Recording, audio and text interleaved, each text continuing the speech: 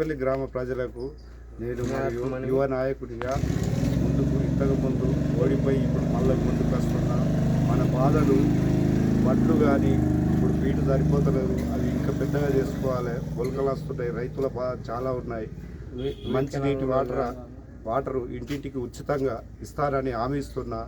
మనకు తాగే నీరు కూడా డబ్బులు పెట్టి ఖర్చు పెట్టుకొని తాగడం జరుగుతుంది. ఏ ప్రభుత్వం అయినా తాగునీరైనా ఉచితాలు ఇస్తాయి.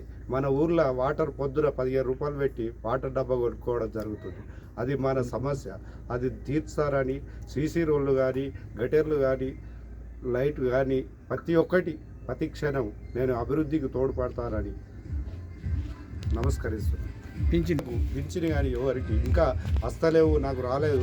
ఆ సమస్య కూడా తక్షణమే అధికారంలోకి రాగానే నేను తీర్చానని హామీ గుర్తు పద్మశాలీలకు ఒక దేవాలయం కోసం 2-3 గుంటల భూమి ఇస్తానని హామీ ఇచ్చిన, అది ఖచ్చితంగా నెరవేరుస్తానని మాటిస్తున్నా.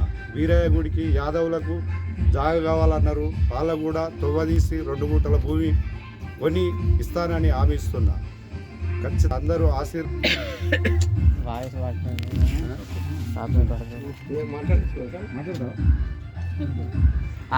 సౌండ్ బంద్ చేయమన్నది. కార్పొరేట్ పడుతుంది రాదు, అచ్చుడు వచ్చింది కానీ సౌండ్ గది సౌండ్ పడుతుంది. ఇది అచ్చుడు మంచిగా